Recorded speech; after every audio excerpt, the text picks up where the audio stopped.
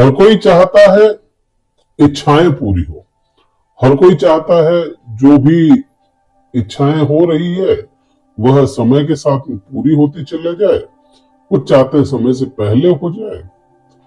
कुछ लोग ऐसे होते हैं जो अपने प्रेम को पाना चाहते हैं, कुछ क्या मीन्स कुल मिलाकर के जो इच्छाएं होती है वह किसी ना किसी इंसान की बनी रहती है और उनकी पूर्ति एक की हो गई तो दूसरी सामने आएगी।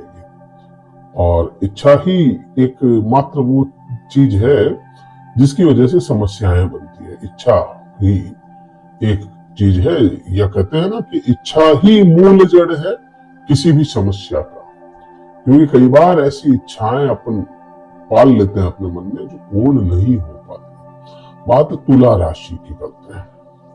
तुला राशि के ऊपर क्या प्रभाव आएंगे जब शनि ग्रह नक्षत्र बदल रहे हैं अपनी वक्र अवस्था में। शनिदेव वक्र अवस्था में ही नक्षत्र बदलेंगे और यह कह सकते हो पूर्ण रूप से वक्र अवस्था है।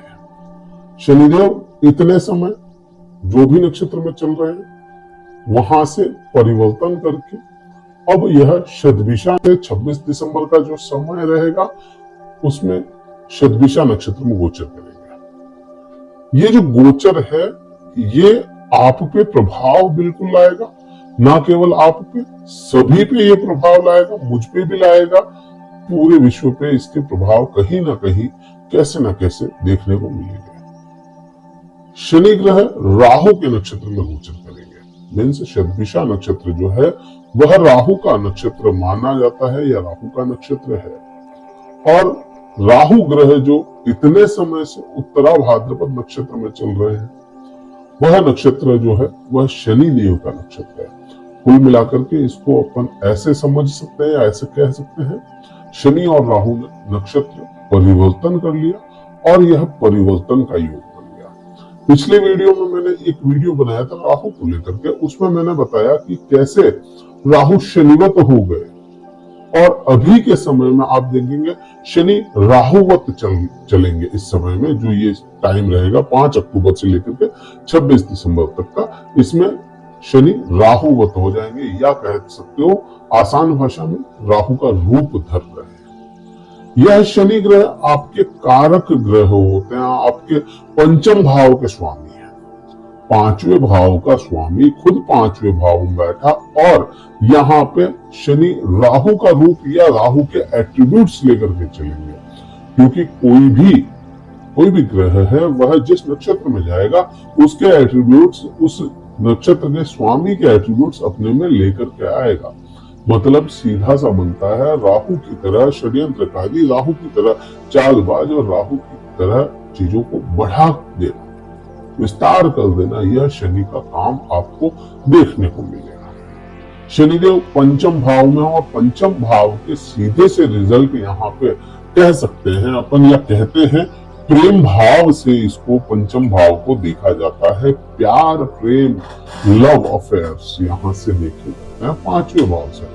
अब शनिदेव यहाँ पे स्थापित हुए तो शनिदेव को आपने आज तक केवल शनिदेव की बात अगर करूं, राहु का एट्रीब्यूट्स ना हो साथ में, तो शनिदेव को आज तक अपन ने लेट लतीफी का कारक माना है। बुजुर्ग ग्रह मानते हैं, स्लो चलने वाला मानते हैं, इज्जत खराब करने वाला, या कहें कि बहुत ज्यादा इज्जत ना दिलवाने वाला, संघर्ष करने वाला ग्रह माना गया, कार्मिक ग्रह माना गया। इज्जत के लिए भी संघर्ष करना पड़ता है क्योंकि शनि, आप देखोगे ना, आप अपना चार्ट उठा करके देखो, जिस हाउस में शनि बैठा है उस हाउस से रिलेटेड चीजों में आपको इज्जत नहीं मिलेगी, उसके लिए संघर्ष करना पड़ता है। तो संघर्ष का कारक शनि है। और इतने समय से आपने देखा शनिदेव प्रेम, प्यार, पीड़ाएं कर रहा था प्रेम प्यार में। अब यह क्योंकि राहु के एट्रीब्यूट्स लेकर के आया है तो यह शनि राहु की तरह सोचेगा, प्यार प्रेम कैसे भी करके, साम दाम दंड भेद करके भी यह शनि आपको दिलवाएगा। यही 5वां भाव आपके संतान का कारक भी माना गया। संतान क्या है? किसी भी चीज को बनाना, किसी भी चीज को पैदा करना, किसी भी चीज का प्रोडक्शन करना। यहाँ पे मैं प्रोडक्टिव प्रोडक्ट नहीं कह रहा हूं संतान को, आप मेरी बात को समझिएगा। दो जनों ने मिलकर के जिसको पैदा किया वह भी पंचम भाव है। कोई फैक्ट्री लगा करके, कोई मशीनरी लगा करके किसी चीज को बनाया, वह भी पंचम भाव है। प्रोडक्टिव नेचर पंचम भाव से देखा जाता है। संतान का सुख भी यही से देखा जाता है। यही से आप अपनी इच्छाओं की पूर्ति देखते हैं। इच्छा पूरी होगी नहीं होगी, पूर्ति है या नहीं है, वहां पूरी हो गई वो मैटर अलग है, इच्छा हुई और उसकी पूर्ति हो सकती है यह मैटर बिल्कुल अलग है। तो इच्छाओं की पूर्ति का जो है ना कि साइन के, हाँ भाई दिखेगी पूर्ति, वो भी यही पंचम भाव है। और यही पंचम भाव उच्च शिक्षा माना गया है। यही पंचम भाव किसी भी विद्यार्थी का विद्या समाप्त करके अपने करियर को शुरुआत करना भी यही माना गया है। तो यहाँ पे शनिदेव अपने अच्छे प्रभाव देते हुए नजर आएंगे, क्योंकि आज के समय में केवल शनि सब कुछ नहीं दे सकता, साथ में कहीं ना कहीं राहु का तड़का लगना जरूरी है। तो यहाँ पर इन सभी चीजों में प्रेम, संतान वगैरह सब में यहाँ पे आपको शनिदेव काफी अच्छे रिजल्ट देते हुए नजर आएंगे। शनिदेव की ही बात आगे बढ़ाते हुए चले और क्या प्रभाव आएंगे।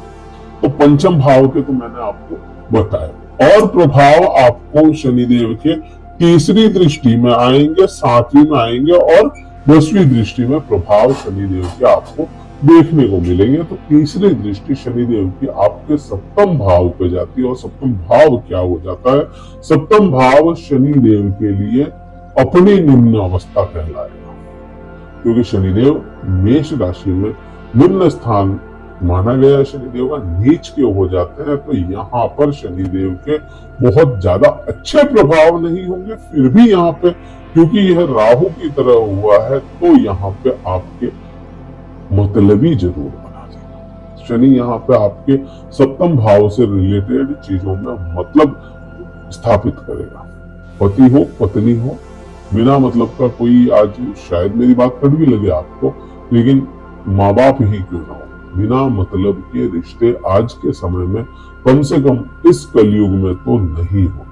और अभी कुछ दिनों से, कुछ सालों से जो प्रचलन चला आ रहा है उसमें बिल्कुल भी नहीं।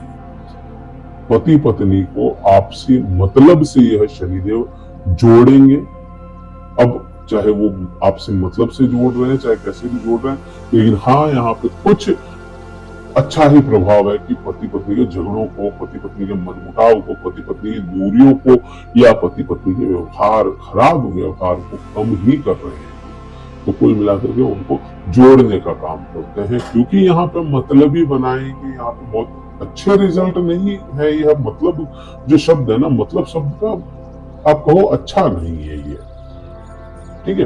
तो यहाँ पे व्यापार क्षेत्र में आपको सोचने समझने की क्षमताएं जरूर देगा, लेकिन आपको होना भी वैसा ही पड़ेगा। मतलबी किस्म का आपको अपना व्यवहार करना पड़ेगा, तो व्यापार में भी वृद्धियां यह शनिदेव करवाते हुए नजर आएंगे। सातवीं दृष्टि की बात करोगे तो शनिदेव के बेसिक नेचर में आपने देखा कि शनिदेव का जो बेसिक नेचर है वह होल्ड करके फिर चीजों को देने का है। और जहां शनिदेव की यह दृष्टि जा रही है, सातवीं दृष्टि जा रही है आपके 11वें भाव पे, तो 11वां भाव काल पुरुष की कुंडली में खुद स्वयं शनिदेव को मिलता है। तो यहाँ पर आपको लाभ 100% दिलाते हुए नजर आते हैं। यह लाभ दिलाते हुए नजर आते हैं, डिले करके चाहे कैसे भी, लेकिन लाभ होता है और वह लाभ आपको दिलाते हुए यह नजर जरूर आएंगे। अब यहां से शनिदेव की ही बात थी कि शनिदेव का मैंने कहा ना कि इज्जत नहीं दिलवाता, उसके लिए लाभ तो यह दिलवा रहे हैं, लेकिन आपके मान सम्मान के लिए आपको संघर्ष भी करवाते हुए नजर आएंगे, क्योंकि सब आपकी शनिदेव की जो सप्तम दृष्टि है, सातवीं दृष्टि, लाभ भाव, यहां से मान सम्मान की देगी। अब बात थोड़ी आगे बढ़ाकर करें 10वीं दृष्टि पे, ये बहुत ज्यादा, हद से ज्यादा इंपॉर्टेंट हो जाती है। शनिदेव की 10वीं दृष्टि जो है आपके द्वितीय भाव पर चली जाएगी, और द्वितीय भाव आपके न केवल शनि से, राहु से भी और बृहस्पति से भी, तीनों ही ग्रहों से यह कनेक्ट हो रहा है। तीनों ही ग्रहों की यहाँ पे दृष्टि है। राहु की 9वीं, शनि की 10वीं और बृहस्पति ग्रह की 7वीं दृष्टि यहाँ पे पड़ती है। तो यहाँ पर तीनों ही ग्रहों की दृष्टियां कनेक्ट हो जाना, वाणी से रिलेटेड आपको इश्यूज दिखेंगे। शनिदेव यहाँ पे आपको थोड़ा सा कंट्रोवर्शियल थोड़ा सा आपको कंजर्वेटिव कर देंगे, राहु थोड़ा सा कंट्रोवर्शियल कर देंगे और बृहस्पति जो है व्यंगात्मक आपको बना देगा। व्यंग बोली आपकी यहाँ पे आपको देखने को मिलेगी। तुला राशि के क्यों बृहस्पति व व्यंगात्मक बना रहे? बृहस्पति हालांकि ज्ञान का कारक है, ज्ञान भी देगा लेकिन व्यंगात्मक बनाएगा, क्योंकि तुला राशि के राशि स्वामी शुक्र ग्रह और बृहस्पति ग्रह की आपसी मित्रता नहीं होने की वजह से यह व्यंगात्मक बोली बोलता हुआ नजर आएगा। शनिदेव यहाँ पर आपके कहीं ना कहीं, और न केवल शनिदेव, बृहस्पति ग्रह भी आपके धन अर्जित करने वाले भाव को देख रहे हैं, द्वितीय भाव को, तो यहाँ पर यह धनार्जन जरूर कराएगा। लेकिन जैसे ही राहु ने करवट ली, राहु अपने प्रभाव आप पर लेकर के आएगा और आपके पैसों को अननेसेसरी खर्च करवाने के योग भी पूरे बनाता है। लेकिन यह योग इस टाइम फ्रेम में नहीं आएंगे, ये टाइम फ्रेम बदल जाएगा। 26 दिसंबर के बाद ऐसा कुछ योग आएगा जिसमें आपके जो भी आप धन अर्जित करते हो वो एकदम से आपका खर्च हो जाए। तो यहाँ पर इस प्रकार से पूरा विस्तार में मैंने आपको बताया, लगभग सभी चीजें मैंने कवर की। हो सकता है कुछ छूट गई हो, आप कमेंट करके जरूर बताइएगा। वीडियो कहीं अच्छा लगा हो लाइक जरूर कीजिएगा, शेयर कीजिएगा, सब्सक्राइब आपको करना है इस चैनल को।